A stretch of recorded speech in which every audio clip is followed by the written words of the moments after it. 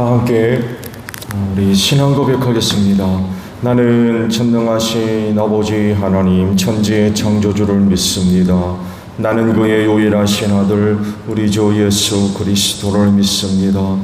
그는 성령으로 잉태되어 동정녀 마리아에게서 나시고 본디오 빌라도에게 고난을 받아 십자가에 못 박혀 죽으시고 장사된 지 사흘 만에 죽은 자 가운데서 다시 살아나셨으며 하늘에 오르시어 전능하신 아버지 하나님 우편에 앉아 계시다가 거기로부터 살아있는 자와 죽은 자를 심판하러 오십니다.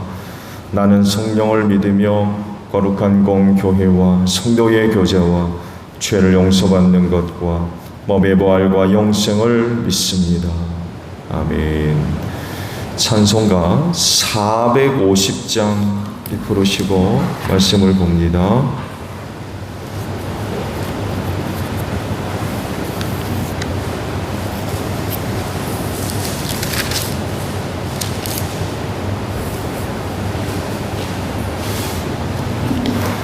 찬송가 450장 부르십니다.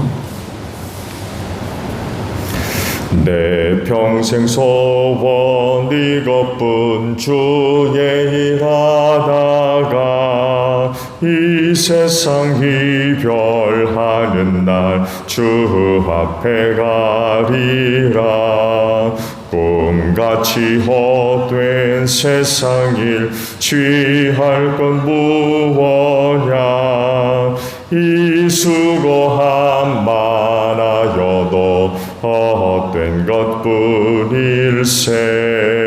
불같은 시험 많으나 겁내지 맙시다. 구주의 권능 그 신이 이기고 남겠네. 금보다 귀한 믿음은 참범에 되도다.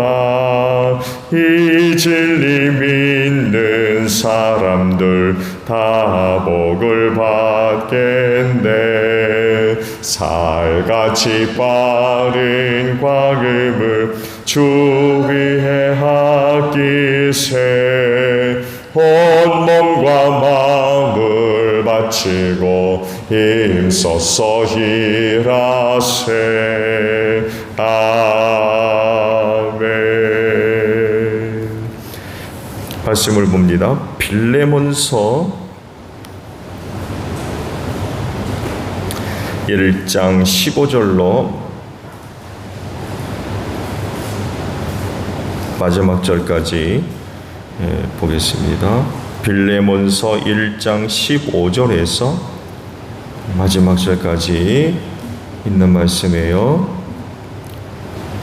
그가 잠시 동안 그대를 떠난 것은 아마 그대로 하여금 영원히 그를 데리고 있게 하려는 것이었는지도 모릅니다. 이제부터는 그는 종으로서가 아니라 종 이상으로 곧 사랑받는 형제로 그대의 곁에 있을 것입니다. 특히 그가 나에게 그러하다면 그대에게는 육신으로나 주님 안에서나 더욱 그러하지 않겠습니까? 그러므로 그대가 나를 동지로 생각하며 나를 맞이하듯이 그를 맞아 주십시오.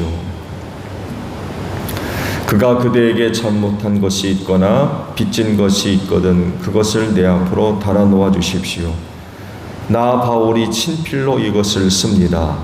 내가 그것을 갚아 주겠습니다. 그대가 오늘의 그대가 된 것은 나에게 빚진 것이라는 사실을 나는 굳이 말하지 않겠습니다. 형제여, 나는 주님 안에서 그대의 호의를 바랍니다. 그리스도 안에서 나의 마음에 생기를 넣어 주십시오. 나는 그대의 순종을 확신하며 이 글을 씁니다. 나는 그대가 내가 말한 것 이상으로 해 주리라는 것을 압니다. 그리고 나를 위하여 숙소를 마련해 주십시오.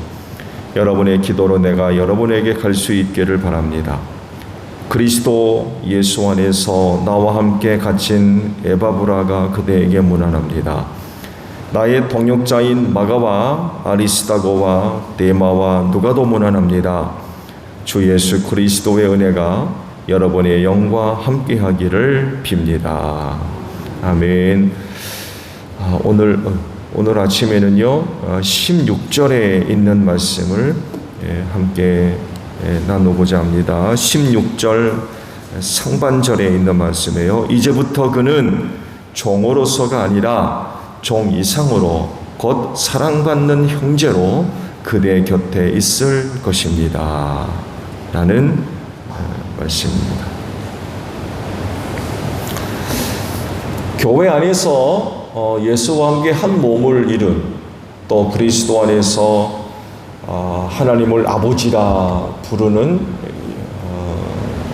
형제 혹은 자매 관계로서 또 다른 성도들에 대한 나의 생각, 그들을 어떻게 바라보고 있느냐 라는 것입니다. 오늘 이야기를 좀 하려고 합니다. 오늘 세상 속에서 또 다른 사람들과의 관계가 원활하지를 못해요.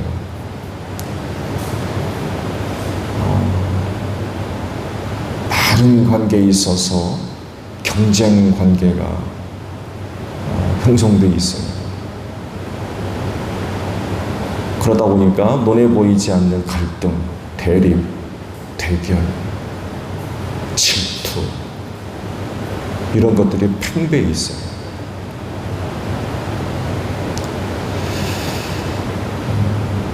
세상 속에 이루어진 이와 같은 관계들이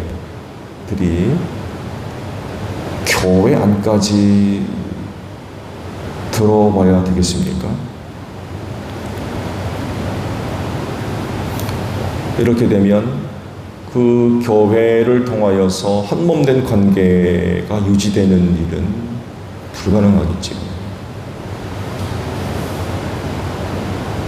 또 하나님을 아버지라 부르는 서로 간의 관계도 역시 형성될 수가 없을 겁니다.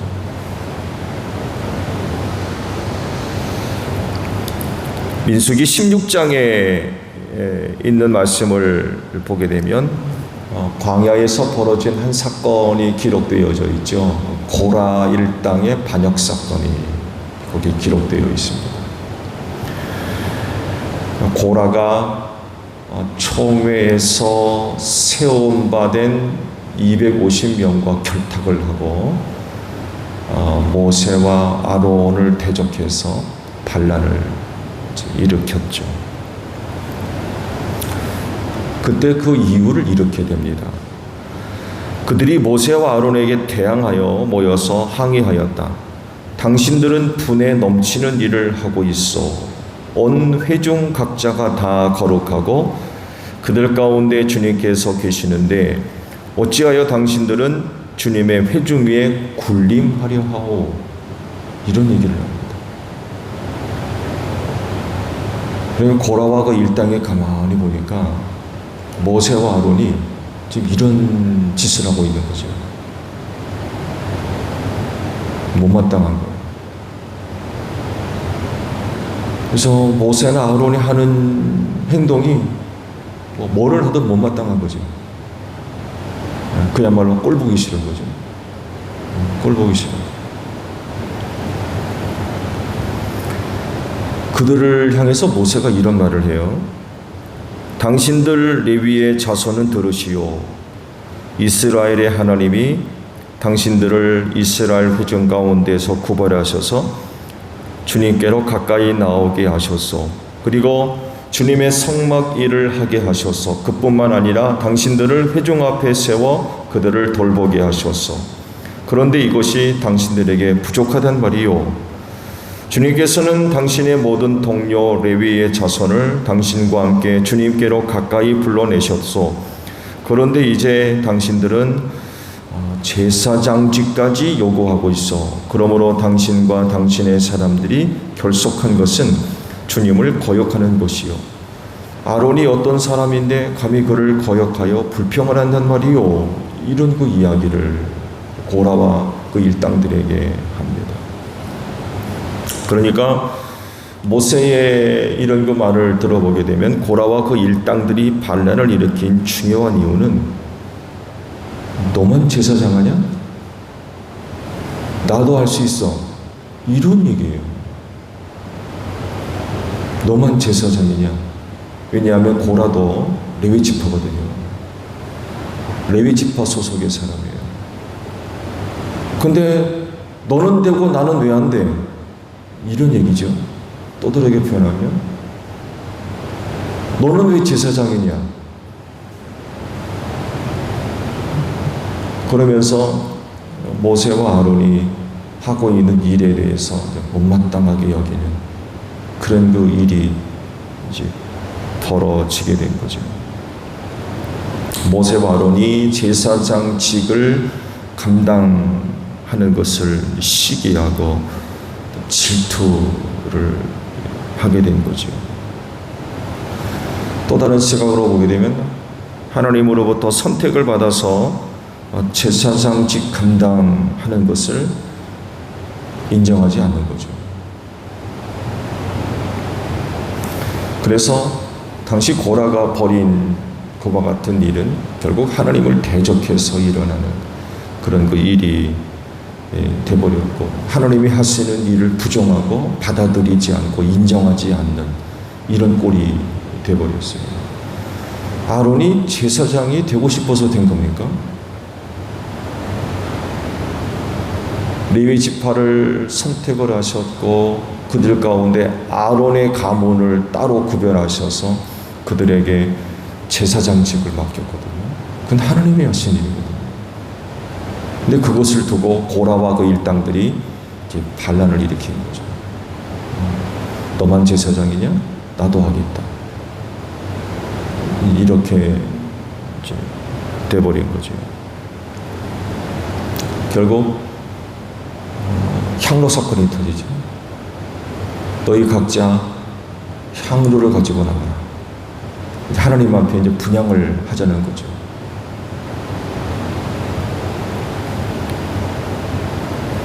분향하려 하나님 앞에 섰을 때에 하나님으로부터 불이 나와가지고 250명이 다 죽죠. 그리고 고라와 그 일당들은 땅에 갈라져가지고 그들을 다 땅속에 그냥 매장시켜버리는 이런 사건이 벌어집니다. 이어 아론의 쌍난 지팡이 사건이 또 나오죠. 하나님께서 각 지파별로 지팡이를 하나씩 갖고 와라. 그리고는 법궤 앞에다가 갖다 놓죠. 그 다음날 와서 보니까 아론의 지팡이에서만 음이 트고 싹이 나고 꽃이 피고 감복승한 열매가 맺는 이런 놀라운 일이 벌어졌죠.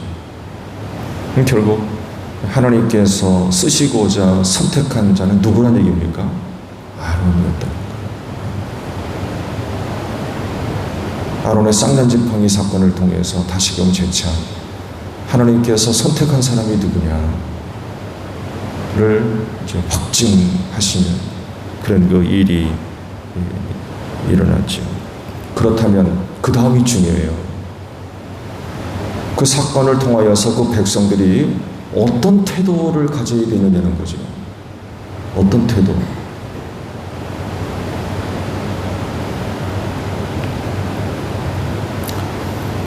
여러 가지가 이야기될 수 있어요. 하나님께서 그런 일들을 통해서 명백하게 뭔가를 말씀하시거든요. 그렇다고 그러면 그 백성들이 그 사건 이후로 어떤 태도와 어떤 마음들, 어떤 자세를 가져야 되느냐라고 할 때에 여러 가지가 얘기될 수 있겠습니다만 해도 그중 하나가 존중이라고 하는 것입니다. 존중. 하나님께서 제사장으로 사용하시려고 선택된 사람들에 대한 존중. 밉든 굽든 하나님께서 쓰시고자 선택한 사람들이기 때문에 이걸 존중해야 된다는 거예요. 근데 결국 고라와 결탁된 250명은 존중하지를 않았어요. 무시한 거죠. 멸시하고 우습게 생각하고. 이건 결국 하나님께 대한 것이 되어버렸어요. 하나님을 무시.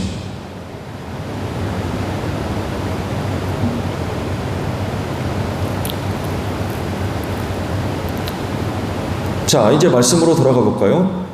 자기 집에서 도망쳤던 노예 오네시모가 주의 일꾼이 되어가지고 자기 집으로 돌아오게 됐어요. 어떻게 하면 되겠습니까? 노예입니까? 아니면은 일꾼입니까? 주님의 일꾼하게 되면 교회적으로 이야기하면 사역자요. 좀 더 그 사역의 중요성을 부여한다면 지도자입니다. 어떻게 하면 되겠어요?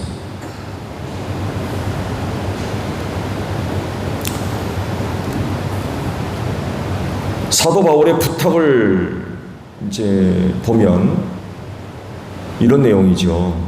종으로서가 아니라 종 이상으로, 즉 사랑받는 형제로 너희 곁에 있게 해라. 이런 부탁을 하고 있어요. 왜냐하면 말씀드린 대로 오네시모가 집을 나갔을 때 노예요 종이었지만 다시금 자기 집으로 돌아올 땐 주의 일꾼된 자로서 돌아오거든요. 이걸 두고 사도 바울은 종 이상으로 사랑받는 자로 내 곁에 두어라 라고 얘기한다는 건 그를 존중해야 된다, 이런 표현이에요. 하나님의 일꾼된 자로서 그를 존중해야 된다, 이런 뜻입니다.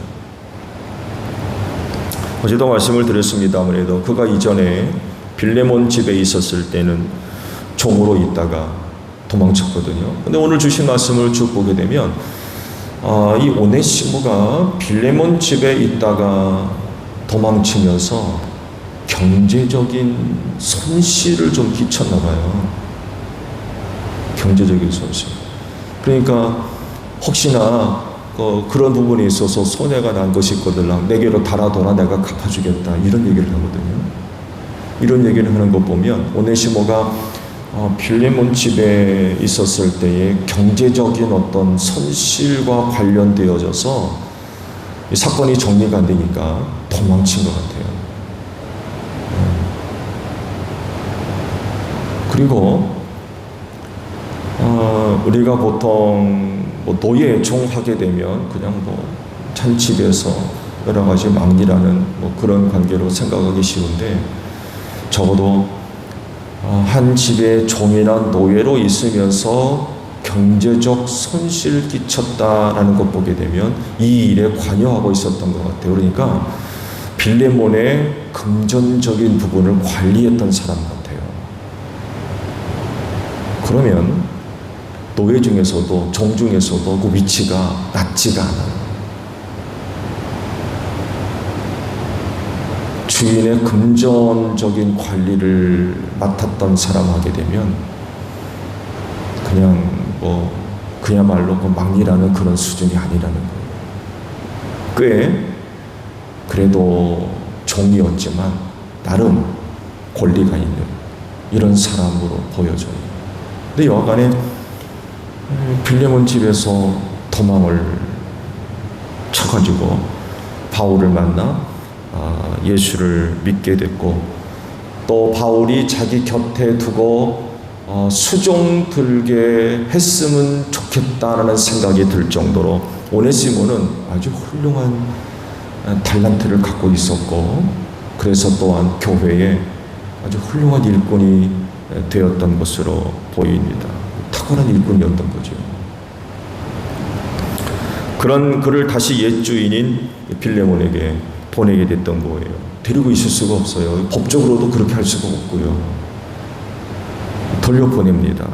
그렇다면 빌레몬은 오네시모를 어떻게 대해야 되겠습니까? 어떻게 대하면 되겠어요? 보통 재미난 얘기를 하는데 입장 바꿔 생각해 보라고 그러는데, 자, 입장을 바꿔서 여러분 같은 경우라면은 이 빌레몬을 어떻게 하겠습니까?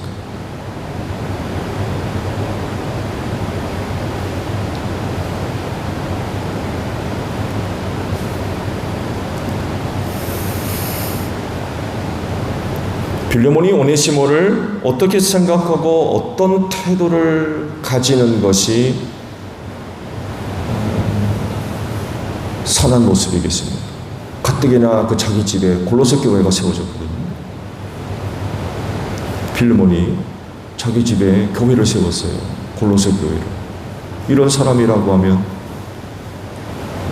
그냥 쉽게 생각할 수 있는 사람이 아니잖아요. 그런 사람이라고 하면 이런 상황 가운데 빌레몬은 과연 어떤 태도를 가져야 합당한 모습이 될까요? 도망친 노예로 볼 거냐? 아니면 교회 훌륭한 일꾼으로 대할 거냐?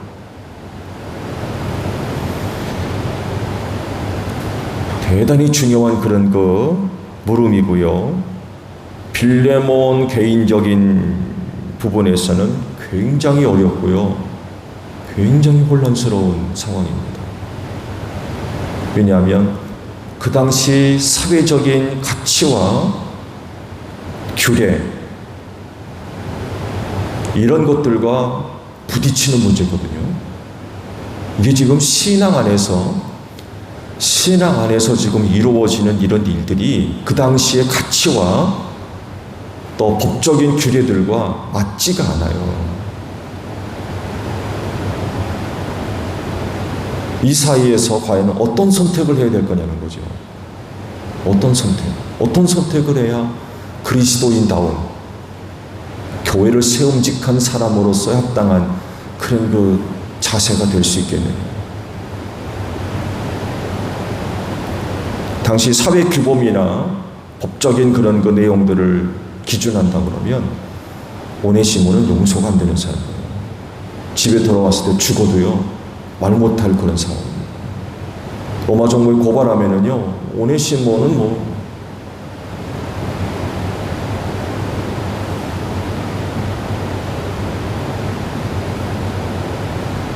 근데 그렇게 도망쳤던 노예가 교회 일꾼이 돼서 우리 집에 다시금 온다 그러는데 이거 어떻게 생각했습니까?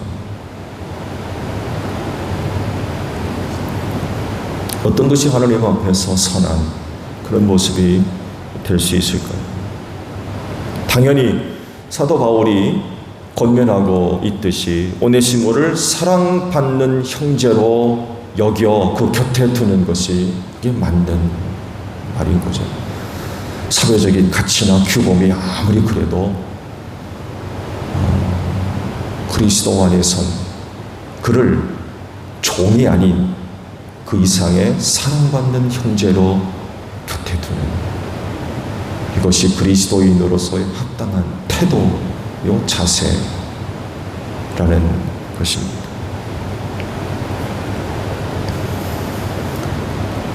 사회적 기준으로는 도망친 노예에 불과해요. 그런 사람은 속된 말로 얄짤없다고 그러죠. 그건 생각할 것도 없는 그런. 그렇지만 그리스도 안에선 달라요. 사회적 가치와 규범 안에서는 그렇게 여길지는 몰라도 그리스도 안에서는 다르다는 거죠. 왜? 예수 믿는 사람이요 주께서 쓰시고자 불러 세운 사람이기 때문에 그래요. 그렇다고 하면 빌레몬은 오네시모의 노예 신분을 해제해 주는 것이 맞는 얘기예요. 더 이상 노예로 종으로 삼는 이런 신분을 철폐하는 거죠. 없애주는 거. 그리고 교회에서 일꾼으로 사역할 수 있도록 배려하고 존중하는 이런 모습이 있어야 된다는 거죠. 자기 집에 골로새 교회를 세웠거든요.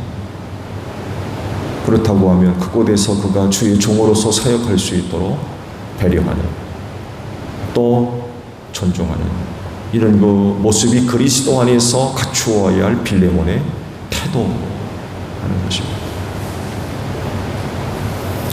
이제 말씀을 계속해서 쭉 보게 되면 빌레몬에게서 긍정적인 모습들을 그려볼 수가 있을 것 같아요. 즉 오네시모를 맞아들여서 종 이상으로 사랑받는 형제로 그 곁에 두고 교회 일꾼으로 세우는 그런 그 빌레몬의 모습을 우리가 상상해 볼 수가 있을 것 같아요. 함께 주님의 일꾼된 사람으로서 또 다른 사람들을 존중하는 것, 그건 마땅한 것이고 그건 선한 것이며 또한 옳은 것입니다. 그리고 그렇게 하는 것이 그리스도 안에서 피차 복종하는, 그리고 나보다 남을 낮게 여기는 이런 그 영적 겸손의 소중한 그 모습이 될 수가 있고요. 이런 관계가 그리스도 안에서 그 교회를 든든히 세워나가는 굉장히 중요한 모습들입니다.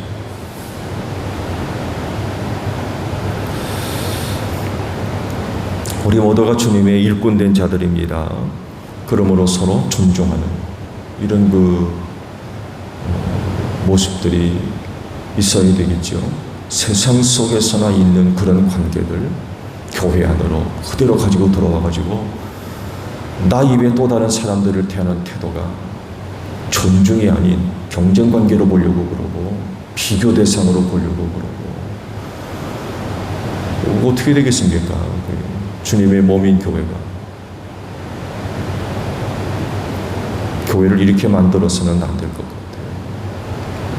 사랑받는 형제 혹은 자매 그 이상으로 함께 주님을 섬기고 교회를 세워나가는 이런 그 모습들이 반드시 있어야 할 곳이 바로 교회이지요. 그럴진데 나 이외에 또 다른 성도들을 존중히 여기는 여러분들이 되시기를 바랍니다. 이는 곧 주님을 귀히 여기는 나의 신앙 고백이에요. 그를 선택한 이는 내가 아니잖아요. 그를 자녀 삼아주시고 일꾼 삼으신 이는 주님이거든요. 못나건 잘나건 주께서 하신 일인데 그를 존중히 여기지 않고 경쟁관계로 보려고 그러고 비교해 보려고 그러고 이렇게 돼서는 안 되죠. 이건 결국 하나님께 대한 불성이죠. 서로 존중히 여기는 여러분들이 되시기를 바랍니다. 주기도문 하겠습니다. 하늘에 계신 우리 아버지, 아버지의 이름을 거룩하게 하시며 아버지의 나라가 오게 하시며 아버지의 뜻이 하늘에서와 같이 땅에서도 이루어지게 하소서. 오늘 우리에게 일용할 양식을 주시고 우리가 우리에게 잘못한 사람을 용서하여 준 것 같이 우리 죄를 용서하여 주시고 우리를 시험에 빠지지 않게 하시고 악에서 구하소서. 나라와 권능과 영광이 영원히 아버지의 것입니다. 아멘. 기도하겠습니다.